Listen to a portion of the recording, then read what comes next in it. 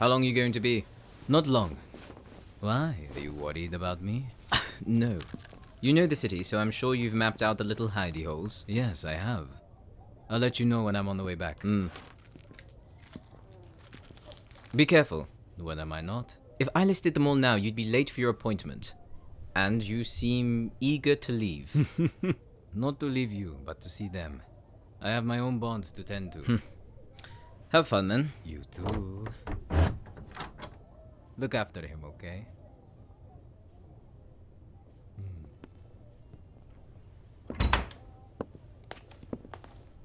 He's gone to see his hunter friend, and I doubt he's coming back soon.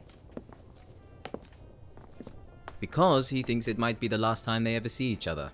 And honestly, I wouldn't blame him for thinking that way. We're doing something that no one's been foolish enough to do. Or they have, but were defeated without a soul to spread it. That means we're either brave or idiotic. Or both.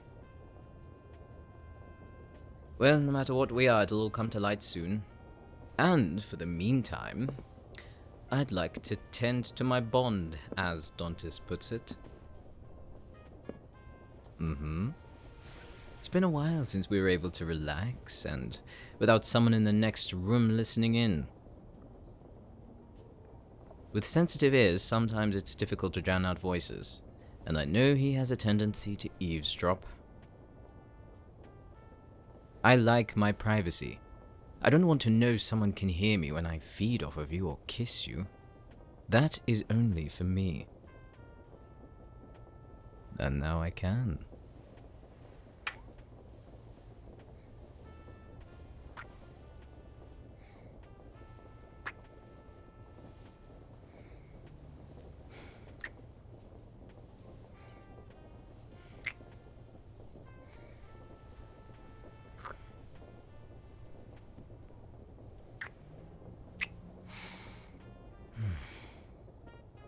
Feels good, doesn't it?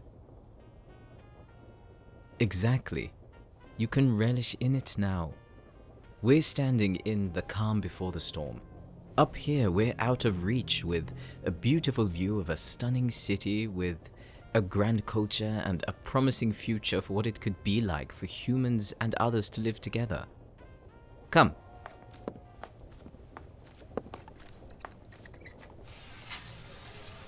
Here, the bond means nothing. Our relationship isn't a taboo. We thrive together, away from the nightmare of the world. In a sense, this place is home, for me and countless others. Oh, I know so. Think about the vicious cycle of my kind. We are feared because we kill our prey. Now, do we mean to? No, of course not. Our hunger takes over, especially in fledglings who can't control it. So, if we had enough food, would we need to kill? If we weren't cornered, would we need to defend ourselves? If we weren't considered monsters, would we need to hide until our base instincts drive us to do terrible things? No. And if we could train the young ones, openly, and as a community instead of forcing them to figure it out on their own, wouldn't that benefit everyone? That's what I mean by this place being home. There's no need to grow the tribe. They protect each other because they've had a taste of what could be. And I have no doubt that whenever the Trimidian is sick of it, they'll strike New Orleans first. And they'll come with such purpose that I fear they'll level the city. Think about it. A hub of supernatural and human beings together. A beacon of hope for all others around the world that it can work. They've made it work. It is beautiful, isn't it? Come, you might catch a chill. Well, while Dontis is gone, let's enjoy it to the fullest. He said I could do whatever. And he said nothing about his wine collection. We're not celebrating anything. I think we deserve to have a wind-down session, and I have the perfect way for us to do that. Let's play a game. A game of knowing each other more. Yes, a drinking game. So, the rules are that one guesses something about the other, and if they're wrong, they have to drink. Simple, right? Only drink. Though my reward for getting things right should be a drink of blood. Oh, you would, hmm? I won't forget the offer. Let's see how right I can be then. I think you have the advantage, though. I've lived through 4 centuries worth of events, so guessing something about me isn't going to be difficult. True, I don't actually get drunk, so I suppose it's rather even after all. But I think you should go first, to get things going. I'm sure you'll get it accurate on your first try. And you're not allowed to guess something you already know. Okay, shoot. Oh, nice first one. I would like to say I've been inside the pyramids, but that's a wish I want to fulfill one day. So, drink. My turn. You have wanted to become famous at some time in your life. No. Really? Well, that's a shock. I don't mean that in a bad way. I don't think you're conceited, but it just makes me wonder why you wouldn't want to have that kind of dream. You can elaborate if you want. You're not obliged to. But I am curious, always when it comes to you. Right. Well, guess. That's very out of the box.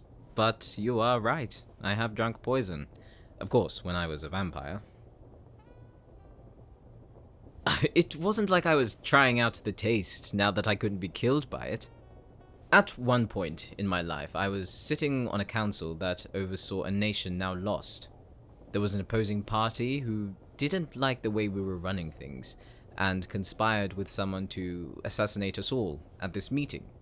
And they used concentrated cyanide in each of our drinks to kill us immediately. Of course, I had no idea what cyanide tasted like, nor did I think they were all going to die. So when I was the only one left alive, the remaining ones in the room were extremely confused. Oh, you should have seen their faces. I know they were looking at one another wondering if they missed a cup.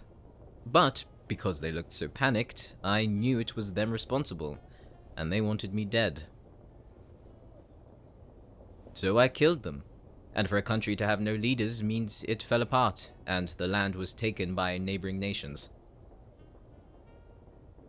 I didn't spend all my time in England. I've had a few adventures. Yes, a few meaning plenty. Right, my turn. My competitive side wants to get it right, so I'm thinking.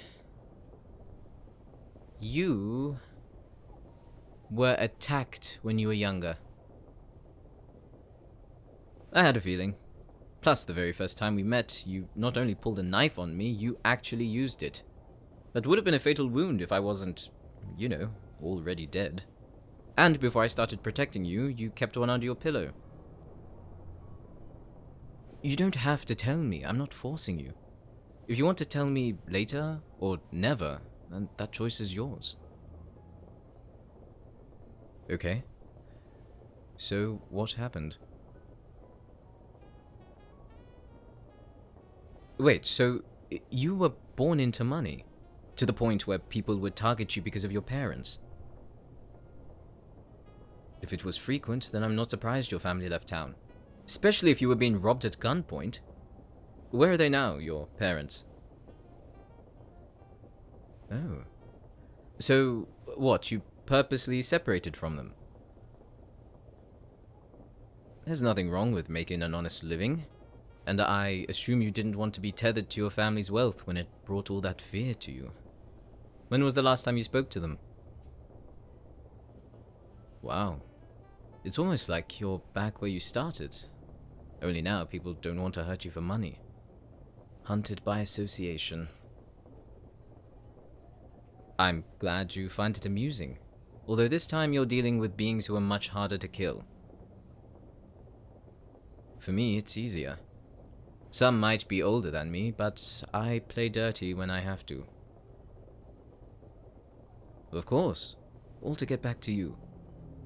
When was the last time you carried a weapon? Really? When you came into my care? I'm happy to hear that. You know, you're lucky you were never searched. Though I'd imagine being in jail would be another adventure for you that didn't require the money of your parents. So that means, being with me, money doesn't really matter, does it? To you? That's reassuring. Your turn, love. Didn't I already tell you that, though? That's cheating. Or did you bring it up because you want to know what my real name is? You can have 3 guesses if you want. Nope. Not that either. I was born 400 years ago, so definitely not something modern. Though people alive now do still have the name. Wrong again, but good try. I am going to guess the same for you. Your name isn't real either, is it? Well, you've separated from your parents, and I assume your family name because that would defeat the purpose of living your own life. And if you've been haunted by your family's wealth, then it wouldn't make sense to keep anything connected to them. And that means if your legal documents have changed to the identity you have now, then your parents have some power. More than money. Which also means that you completely severed your ties with them. I looked a little into your past, and from what I saw, there was nothing out of the ordinary. Legal certificates go all the way back to your birth, the schools you attended, organizations you signed up for, all in the name you have now. And on paper, your parents were the run-of-the-mill, lower-class, hard-working people. My research wasn't tiring, and I didn't go down any illegal paths to get it, nor did I compel anyone, so everything I found was in the public space. Yes, it has surprised me, but it's also made me all the more infatuated with you. Honestly, from the moment you stabbed me, I was more intrigued than I've ever been of a human, and I know for sure it has nothing to do with the bond. I remember thinking to myself, what happened for this human to be so ready to end another's life? I mean, doing it is no trivial thing. It changes you forever. But your willingness to fight until the bitter end was refreshing to see. And now I know why. You want to live. You want to know what it's like to carve a life from your own merits, even at the cost of your safety. Were you sheltered? I just want to ask you questions now. We can continue playing a little later. Ah, so in a way you were then. There's nothing real about your doctored life, is there? You didn't go to any public schools or anything like that? So, at your request, you wanted to start anew. You have a small apartment, making your wages at a fast food restaurant, no family to talk to. What about the ones on your birth certificate? So, you have no real parents. Well, technically for this persona. Killing them off makes sense if there's a commitment down the road that requires meeting the parents. I'd like to meet your actual ones. The alive ones. Don't you miss them? I miss mine, yes. My mother, more so. She was, tentative, caring, loving. Back in those days, she didn't have the freedom women do now, though there's still more to be done when it comes to that. She wrote poetry when she could, and was quite good at it too. Back at my home, I have a journal of hers. I took it in the night when they were boxing her things. No one knew I was there. I put everything back where it was supposed to go. And I fled. When we go back, I'll show it to you. Hey, I know the future looks bleak when we have the Trimidian looming over us. And I doubt that we'll be able to take it all on in one day and cripple the whole system. Okay, that's a fever dream. But you and I will get through this together, no matter what. I can't promise that we'll both get out of this unscathed, but I will protect you with my life. I can promise you that. The others who are going to join us likely have their own reasons for wanting to take them down. They probably have people they want to protect, or are doing it for revenge, but whatever the reason, we'll be fighting together. I am scared. I'd be a fool if I wasn't. Attacking with your heart doesn't work so well in our kind of world. That's what gets us killed. And I know the kind of people we'll fight. The truth.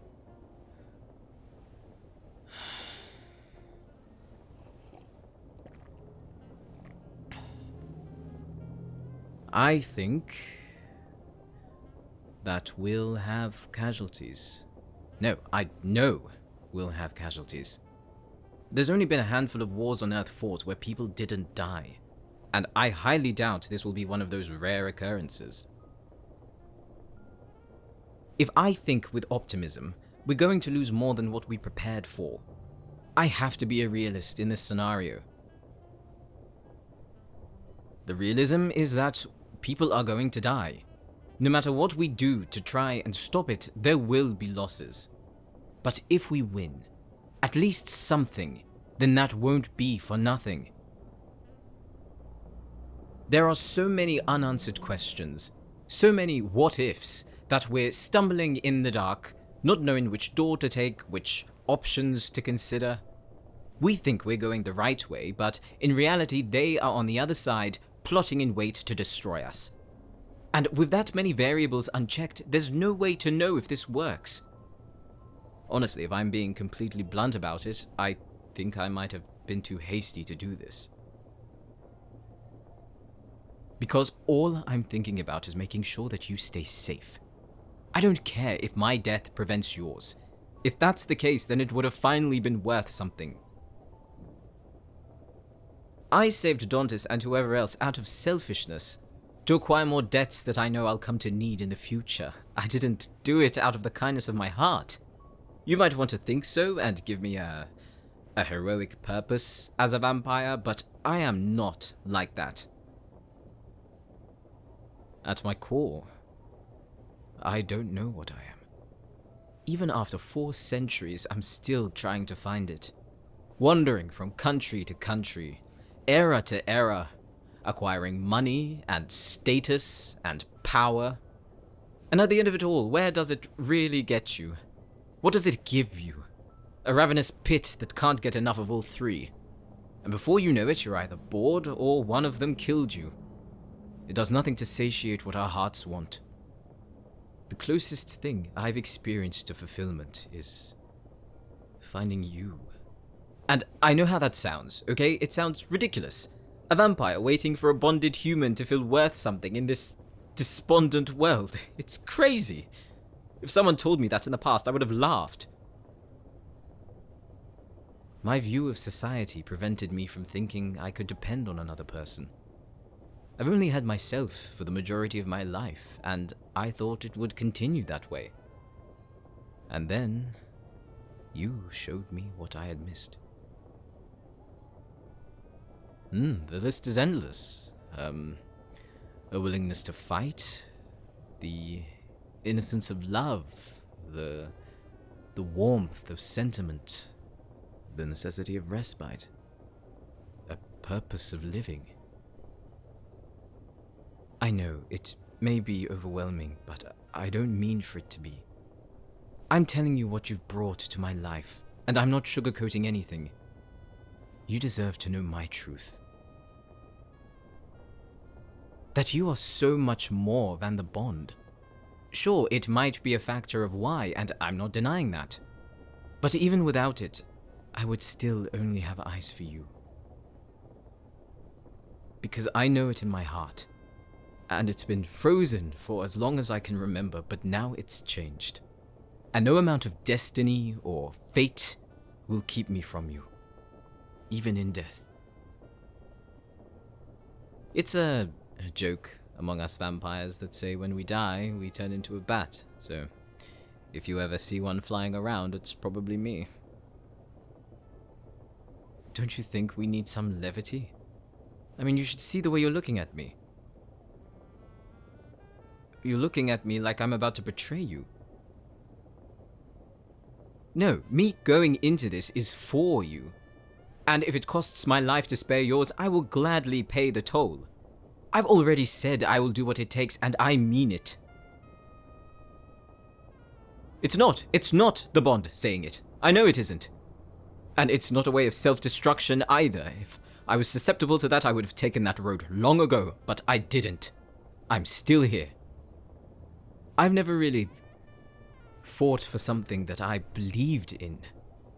In my past, when I died, I didn't understand what I was doing there.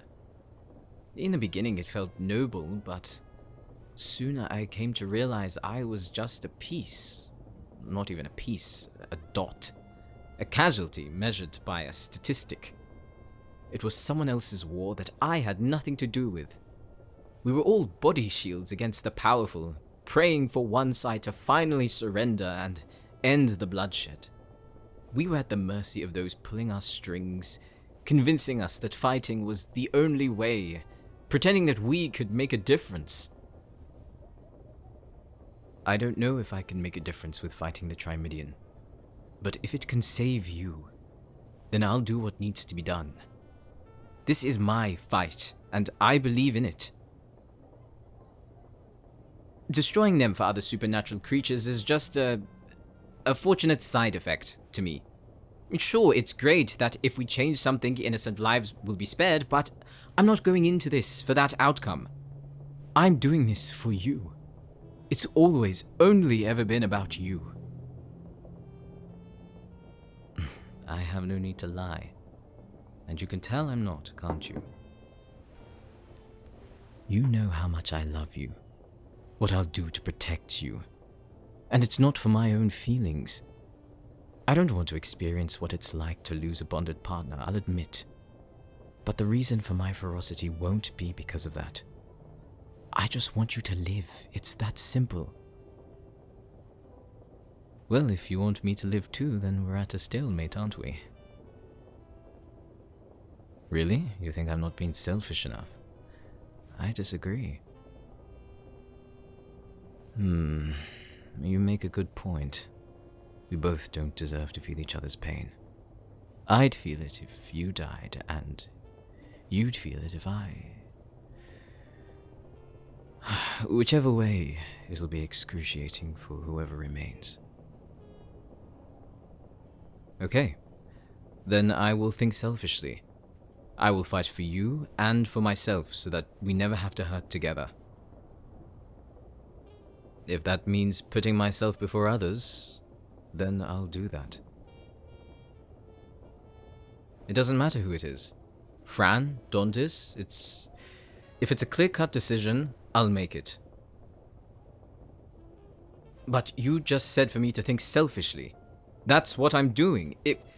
If you want us to be together, if it comes down to making the decision between who lives and who dies, I'll make the one that leads me back to you. It's not easy. It never is. You think that all the times I've killed, all the times I've condemned people, that it was easy. Of course, I might make it sound like that. There's no use whining about how hard it is. It's not going to get you anywhere. It'll just keep you bitter and petulant. The only thing I do when it comes to it is ask myself a very simple question. If I let them live, will they hurt anyone else? And if the answer is yes, then that's all I need. Every time.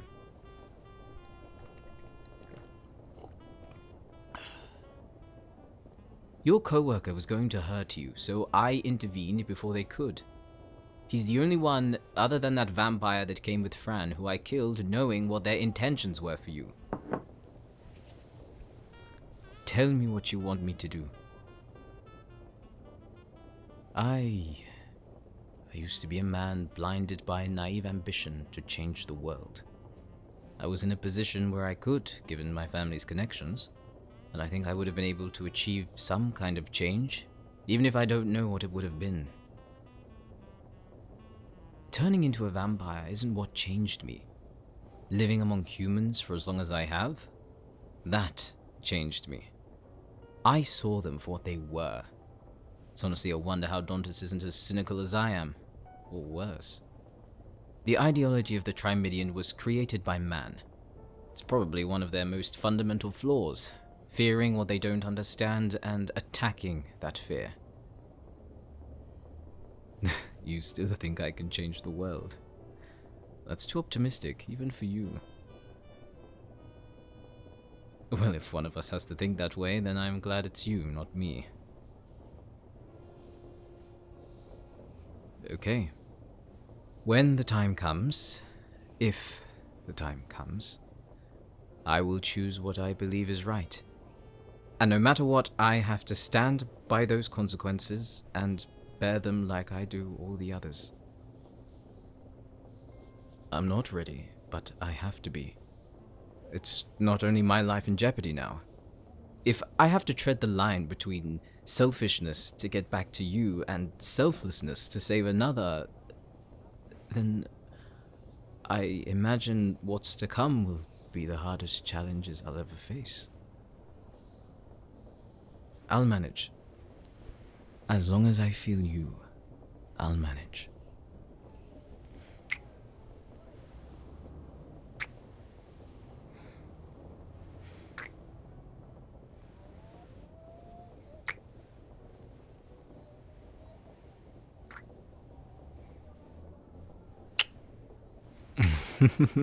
There goes your optimism again. I don't want to hope it goes well. Hope is a wish for change, but faith is a belief that something will change. So as long as we have that, we'll conquer their hope to extinguish us. They're all going to look to me as a commander, the captain of this mission. I have to play the part. You have faith in me? See? You see what faith does to a person. I feel like I can take on the world now.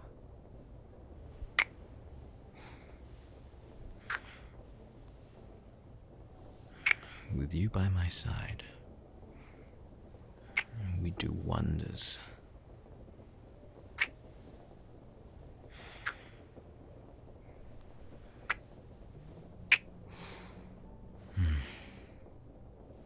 I think the game is over. Besides, I'd learnt a lot about you. We should play with Dontis. I've heard about some of his past, but I must admit I'm curious at some of the black holes he tends to avoid. Well, they are usually the most telling of one's character. I have some left that I will tell you about in due time. For now, let's enjoy the beauty of New Orleans and its music.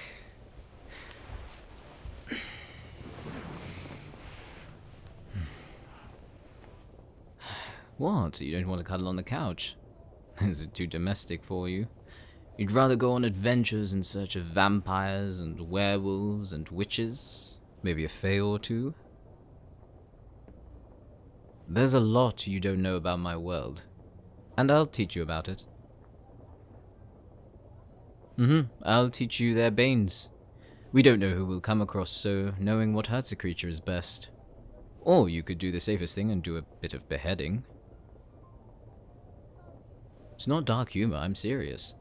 Not many things can live without a head, so that's probably the most efficient way of handling an enemy. You are thinking too much. Tell me a story instead. Give me a telling of a day before you met me. Any day, any time. It won't be boring. Besides, your voice is calming to listen to. Ah, work. It better not be about that one man. Okay, so first shift at work.